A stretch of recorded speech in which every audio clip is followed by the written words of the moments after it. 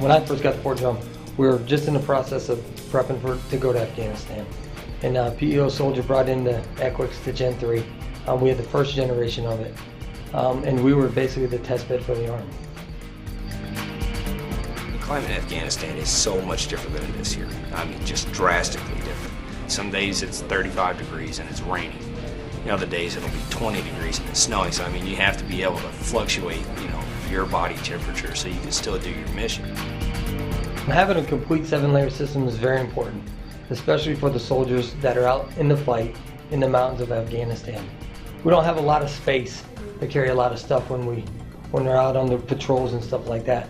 So the system being very light and very, compact, it's good for them to pack it in their rucksacks because the weather changes at the drop of a hat up in the mountains. Having the entire kit, whether for training or operational, is critical because you never know what's going to happen. Classic example is on a mission where the weather turned and we were grounded for 4 or 5 days. It was critical that we had it. And the reason I love this system is because it's so light. As an infantryman, we can only carry so much dismounted. And I think you guys hit the mark, when they developed this system for our soldiers. For instance, we had an operation, we had a down chopper. In fact, it was Christmas Day. And we flexed the platoon out to the site to secure the site. We knew the weather was going to be bad, so we packed accordingly. While they were out there, they received like 3 to 4 feet of snow. Luckily, we had all our stuff there.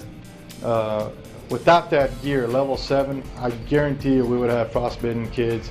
But it was very, very important because we ended up staying out a lot longer than it was originally planned because the weather turned. They could not either resupply or rescue us. So it was very critical that we had that. And I'm a true believer in that because it saved soldiers' lives. I was on a mountaintop in Afghanistan. I actually spent the night up there. And the drop below 20 degrees. And I put the ECWCS on, and I stayed warm for the whole night. So I really think they work. With the fight we're fighting now with IEDs, mortar attacks, rocket attacks, everything is susceptible to fire. And if the soldiers are covered, we're good to go. You're going to save lives.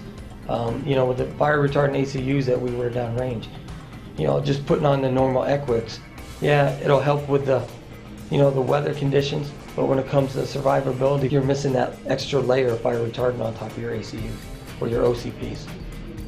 What we're facing, IED attacks, riding in helicopters all the time, I think is very critical just because the environment we're going to be operating in. I've seen vehicles burn, so I think it's very critical that these are fire resistant. This time around, we were issued our Gen 3 ECWCS along with our RFI issue for the new OCP uniform. It made it a smoother transition versus the last time. The last time we had a separate issue just for the Gen 3 ECWCS, and then we had another issue for the RFI. So by combining them together, basically saved time for us, saved the soldiers a lot of time, so we could accomplish on our training and getting ready to deploy. I think the advantage of the new OCP system is obviously it will blend in better. ACU did not really blend in Afghanistan. We were the first division to deploy into Afghanistan wearing digital camouflage, and it did not blend in. So I know the new system with this multicam will blend in better and probably save lives.